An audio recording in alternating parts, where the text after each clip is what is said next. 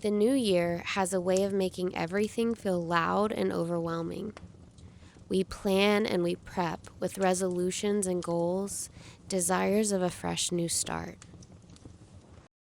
So what I'm about to say may be something you aren't expecting. What if instead of adding to all of that noise, we decided to take a step back? What if we took something away rather than adding to the list?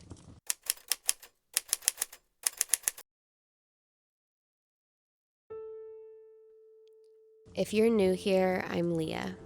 I talk a lot about slowing down, getting out of survival mode, and learning how to live unhurried from a place of peace and trust in God.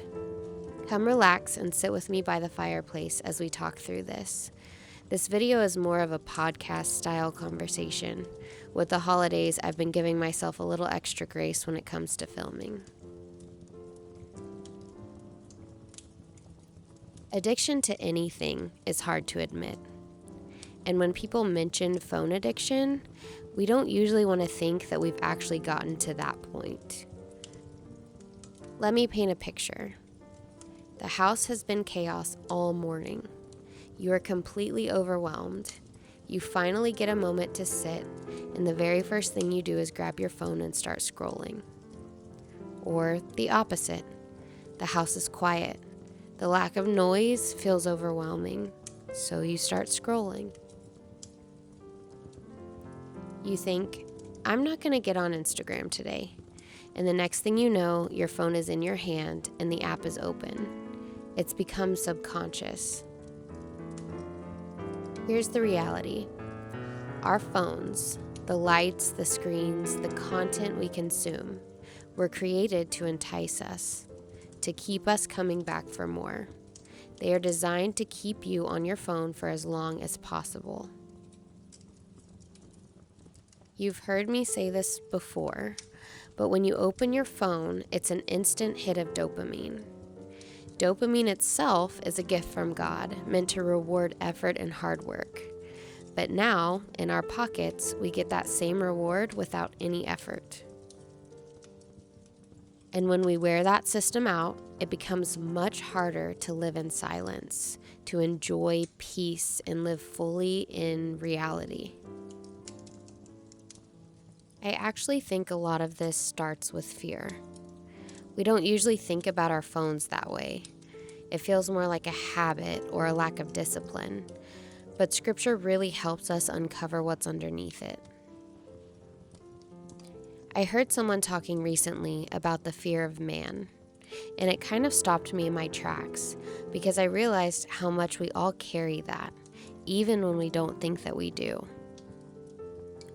Proverbs 29:25 says, "The fear of man lays a snare, but whoever trusts in the Lord is safe."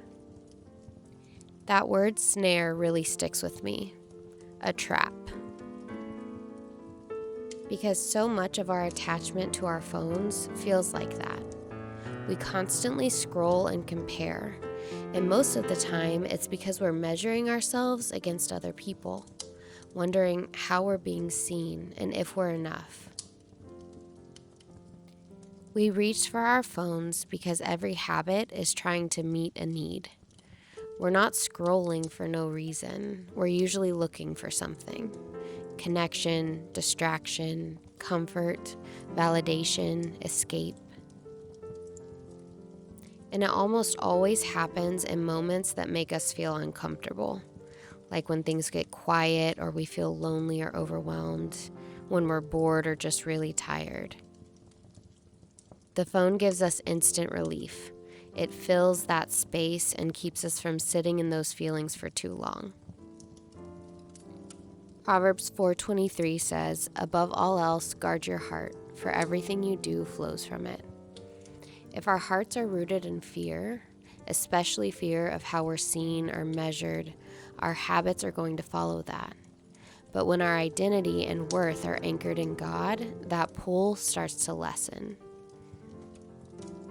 We don't need constant reassurance to feel okay or likes to tell us who we are. Ending phone addiction isn't just about deleting apps or having more self-control.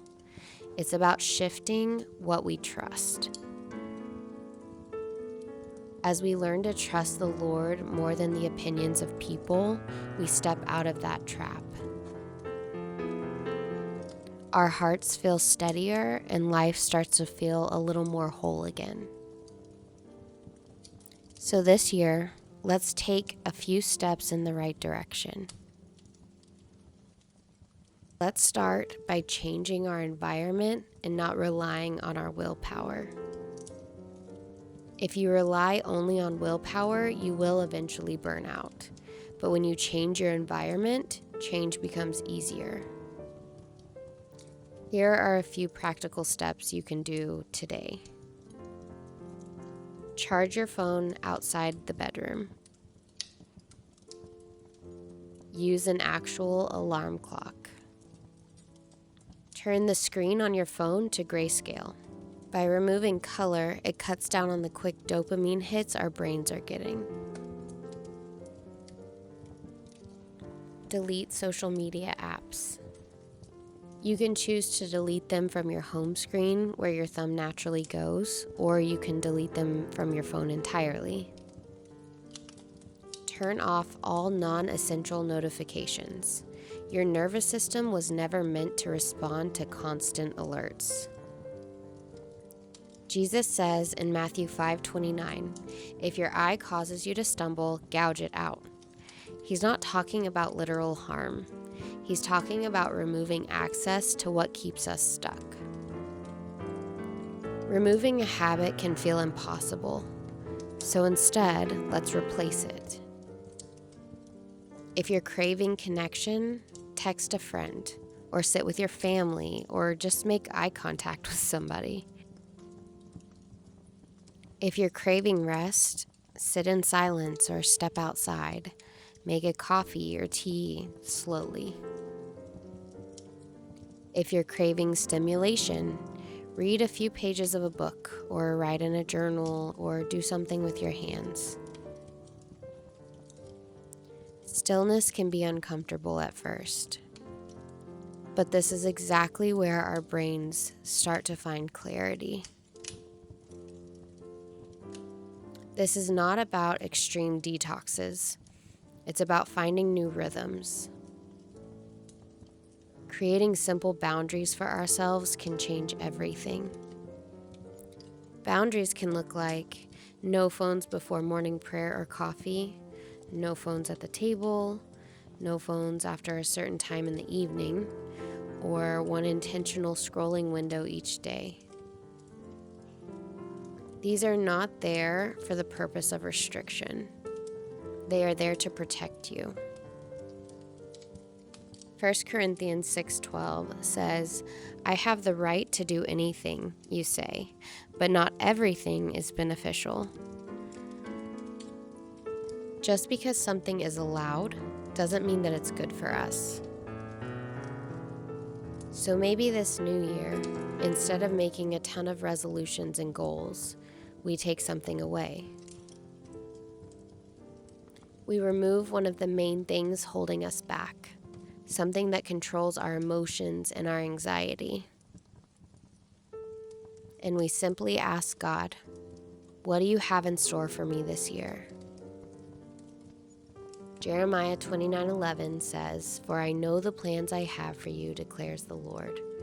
Because the reality is, whatever goals we make for ourselves will never compare to what our Father already has prepared for us.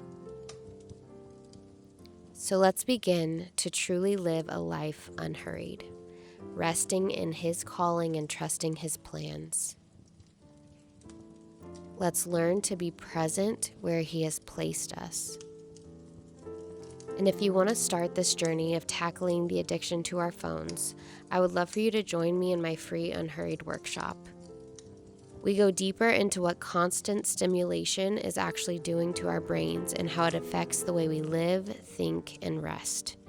I would love to walk this with you. See you soon.